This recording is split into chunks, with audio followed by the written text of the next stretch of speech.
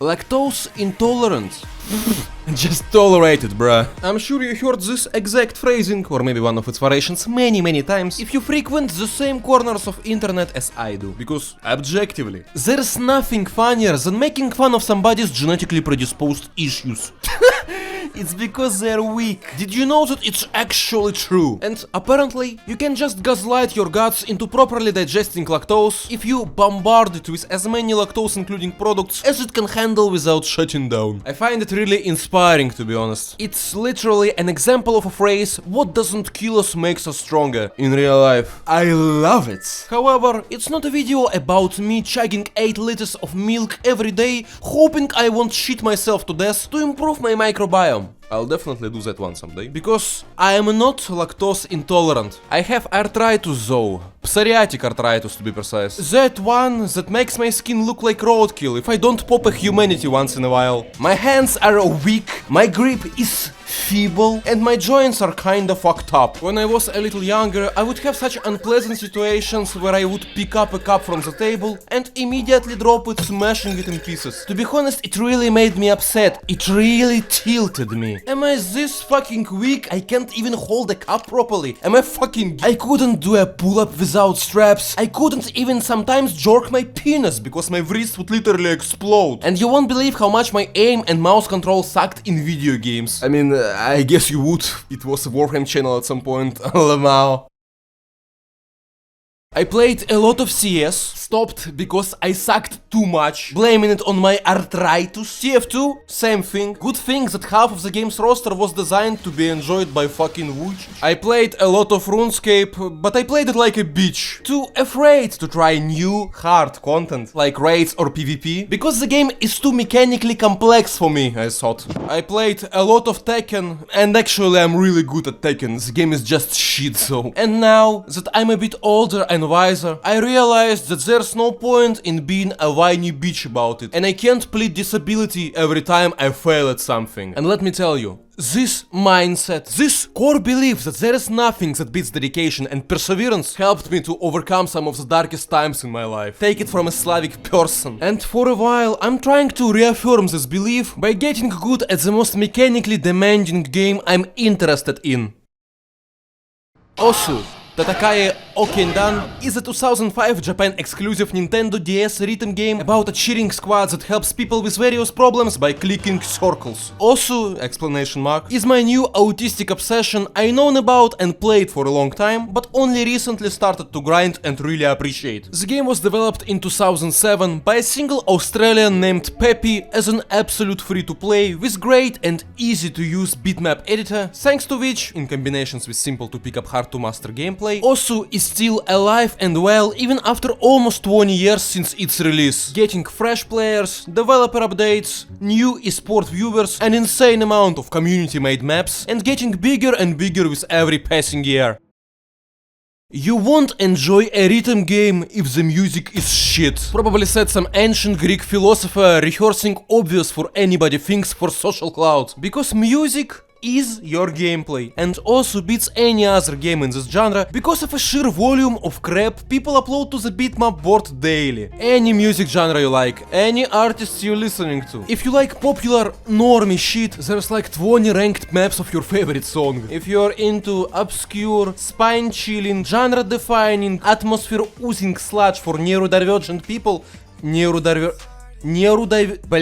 sludge for neurodivergent people. Most likely there's some mentally ill Bosnian schizo who already mapped your favorite 20-minute black metal ambient song. Off topic, check out my new short. Besides that, Osu is a great way to discover new music. I'd argue even better than shit like Spotify charts or playlists, because you instantly connect with it on a completely different level. You need to have a warden standing next to you, occasionally hitting you over the head with a stick and kicking you in the testicles every time you zone out while listening to music to equalize these experiences. Longtime viewers of this channel already know that my music preferences are complete and utter dog shit. A couple of years ago, I wanted to play some songs from my favorite Brazilian digicore artist, Wikipedia, and I stumbled on his feature on a track that led me into an insane zoomer hyperpop rabbit hole where I discovered a shit ton of new artists I frequently come back to even now.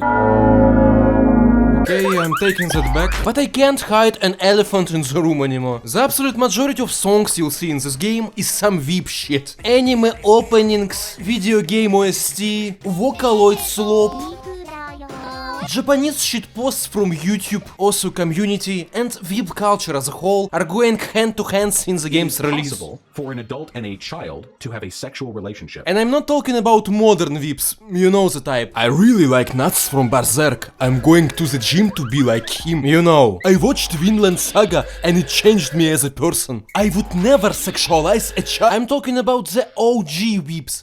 Buru browsing, cum jar filling, looking like shit, smelling like shit, living like shit, absolute fiends. Охуенная хата. And it's kinda understandable. Unironically. Even now, the majority of the game's most devout player base are late teens or young adults too dedicated to their grind to be bothered by such society-imposed concepts as hygiene. Put yourself into their shoes. The average age of retirement for competitive OSU players is 12. After that, your reaction just isn't the same. You can always wash your ass later. You of course may interfere and say, Leon, I'm a 7 feet tall genius trambillionaire with a body of a Greek god. What would my peers be thinking about me? I can't be associated with all this weeb shit and degeneracy. Замолчи, блядь! All jokes aside, despite its own quirks and sometimes dubious qualities, the game's community is amazing. It's funny, it's incredibly talented, it's always open for new people, and it's as cohesive as a game about constant competition and rivalry can be. It's great, and it's really important for a game like OSU, because in other community-driven games like, let me dig in my ass, in RuneScape for example, the game's whole direction is directly pulled by players, but there's still a big talented developer on top who's interested in you as a player getting the most enjoyment out of their product. In OSU, all of the bitmaps are created by the community members to be recognized and enjoyed by other community members. It's still kinda baffling for me how influential and important for people some of these maps are, transcending the... Блять.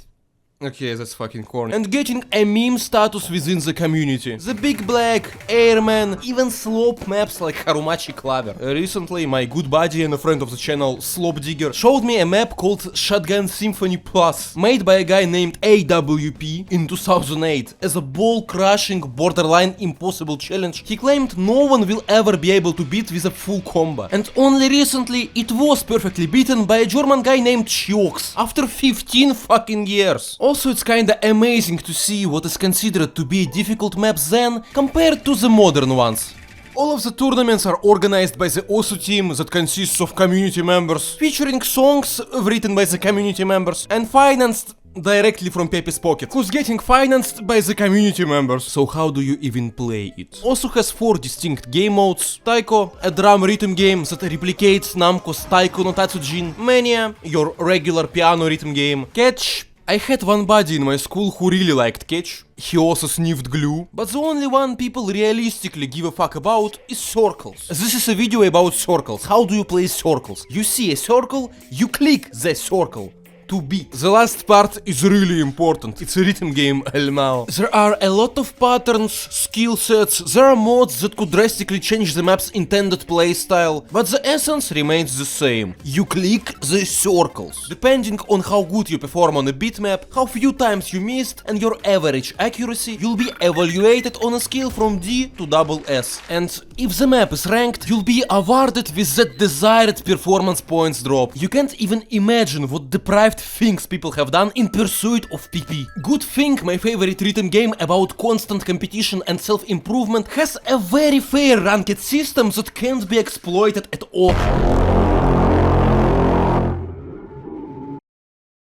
Let's talk about PP. I swear it's important for later, I'm not gonna bore you with math, let me cook. The amount of PP awarded is mainly influenced by 2 things. Your performance, that is how many times you missed, your accuracy, and the map's difficulty, which is calculated automatically and, let's just say, not always accurately. It usually underestimates the difficulty of finger control maps, it doesn't have a clue how to calculate sliders, and it highly prioritizes map speed and the distance between the circles. circles. There's a whole section of short, jump-heavy maps that exist solely to allow new players to farm as many PP as possible without them learning how to play the game first. Short, because you don't get fatigued in the middle of them. It's like 10 times harder to full combo a 3-minute map than a 1.5 minute one. Not even talking about this. You need to have stamina for that kind of shit. And stamina is only one of many traits you're improving within yourself as you play a variety of diverse skill set maps. By playing only farm slope, you are improving your ability to jump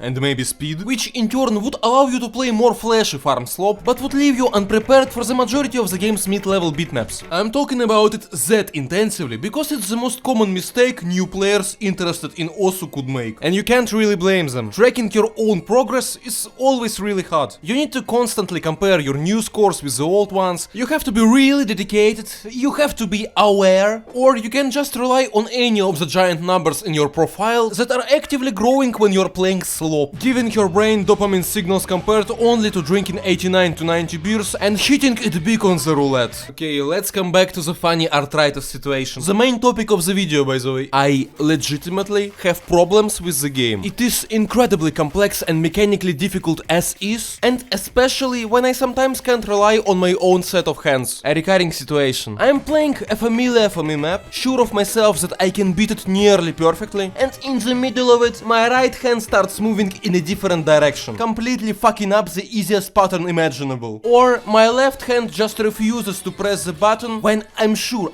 I know for a fact I fucking tried to. And I can't be sure why. Maybe my mouse disconnected for a moment. Maybe my mouse pad is too old and crusty. Maybe I'm tired, or it's just a honest mistake that could happen to anybody. Or maybe it's because of my pathetic decaying joints. I'm picking up a cup from the table and immediately dropping it, smashing it into pieces and getting tilted all over again. I'm being consumed by this dark and hopeless mindset I wanted to get rid of so badly. One of the reasons I picked up OSU in the first place was my desire to overcome myself. To get good at a mechanically demanding game I thought I'll never be good at. And here I was, tempted by a PP farming antichrist, playing it only to get momentary dopamine hits from passing a 50-second farm slope. Too afraid to pick up a different skill set or just music that I enjoy because I'm not gonna be as good at it, constantly fucking stagnating. So what changed? Well, I watched OWC 2025, the biggest, the largest, juiciest tournament in OSU. Fuck it, the greatest esport event in general. I had this long drawn section about OWC, explaining all of the memes, all of the teams, all of the best games, but it took like half of the script and still was really shallow. So it's gonna be a whole new topic, maybe for another time. TLDR, I cheered for my Russian elephants. They got eliminated by Flying Tuna and his Korean goons. Made me really sad. But then I remembered that being a Slav is a spectrum and started cheering for Poland instead, as we usually do. Shout out Bladok though. Canada won against Korea, then lost to Mrek. Mrek is the best OSU player of all time. Mrek is from nation of Mrek, and then there was this insane game, Australia versus the States, arguably the strongest all-around team in the world, that overwhelmed my Australian lion like he was a foreign country with a copious amount of crude oil, just to be absolutely destroyed by Poland. You see, Poland, despite having one of the strongest rosters in the world, is a relatively small country with a relatively small population, and they couldn't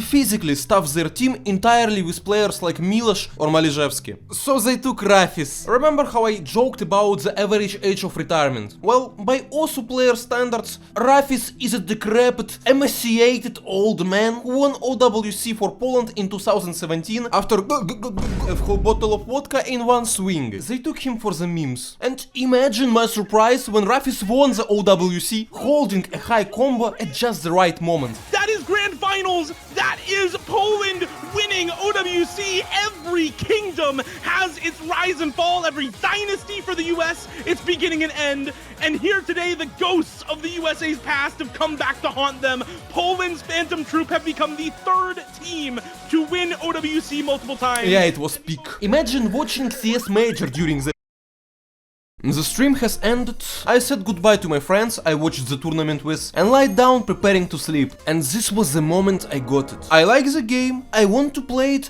I want to be part of the community, I don't want to spam PP farming maps to increase some arbitrary number, I want to get good at it. I'm Mariek's top guy. What am I gonna do? Mariek chose me to lead the revolution. And it wasn't some big realization. I wasn't inspired by an old man Rafis still getting it in him, nor the story of a small underdog team beating the clear favorites. I just watched some insane, fun plays and thought it would be neat to attempt something resembling it. To embark on a journey that could theoretically lead me somewhere there because of a journey, not because of the destination. Although it would be incredibly funny to secure a spot on the Ukrainian OWC team just to draw a shuriken at the start of a... Why? Because it's something important for me and I love to decide what is important for me. Jamie, pull up near replicant music. I'm gonna talk about touching stuff. I believe that the ability to create meaning is what separates humans from animals, in addition to things like the absence of instinct and the ability to be self-aware, yada yada. And that's why I think that life, the concept of being alive, is so fucking beautiful. There is an infinite amount of possibilities of shit you can do with it, and all of them are valid and important as long as you decide so. And one of many things that are important for me is continuously pushing myself to prove that I'm not defined by my issues, that I can achieve anything if I try hard enough. You're a smart fella. You don't need an immature fuck from YouTube pretentiously saying such obvious things like pursue shit that is valuable for you. No. But if there's a tiny chance that I could motivate you to take up your postponed goals, to start a hobby you thought about for a long time, or even to check out a stupid game about clicking circles, then do it! Do it! I believe in you! You can do anything you really want. Your life worth everything! I believe in you, twin! You're beautiful! Mwah. So, inspired from all this bloomer shit, I started to actively diversify my playstyle. I stopped feeding an Utsraor named Satarks with my Gavach and started to practice a lot of finger control. And it's insane how much I started to improve, both in terms of mind-muscle connection and my ability to read finger control maps. Of course, it's still hard for my left hand to do all these precise button presses, and it pretty much requires for me to do an hour of warm-up before I attempt anything with a star rate higher than 4.9, but I see me progressively getting better and better at it. I am finally able to play a shit ton of music I enjoy, and I'm really happy about it. Streams are a whole different topic. It was borderline impossible for me for a long time, and only recently I started to, I guess approach it would be a good word. And I'm still having a lot of troubles. First, it's really hard for me to control my fingers in a particular steady rhythm. And then there's a stamina issue. My joints are starting to explode after doing a controlled, focused movement for a while, even if I'm trying to relax my hand. But still, I can see some growths, and maybe after a lot of practice, I'll be able to occasionally stream without covering my entire screen with 100s and 50s. I really fucking hope so. And if you wish to try this game for yourself, here's a couple of tips and recommendations I wish I knew sooner. Start slow. It's tempting to play only the highest star rate maps you can hardly even trash, but it's definitely not the most productive or fun way to play the game. Remember, developing any skill is not a race, but a marathon. And the smoother the experience, the more successful you will be at it. Focus on maps you can consistently beat with 80 to 85 accuracy and play them until you can at least A-rank them with a full combo. Don't limit yourself to the genres of music you usually listen to. I'm not saying you have to tolerate disgusting, fucking repulsive anime squeals if you're not into it. Just be more open-minded. As I previously said, Osu is a great way to discover new music. Don't get tilted. It's a video game and you're playing it to have fun. Besides it, spiraling into anger would just decline your performance further. Take a break, go for a walk, take a shower, breathe in, breathe out, and continue on a positive vibe. Play laser, just play laser, just do it, it's a lot better. And lastly, just have fun. At the end of the day, it's a game and you're playing it as a recreational activity. There's no point in slogging through it if it ain't enjoyable for you. Thank you very much for watching. If you like the video, press the like button, subscribe for more video game content sludge, join my Discord, check out the membership options if you wish to support me directly. Have a good one.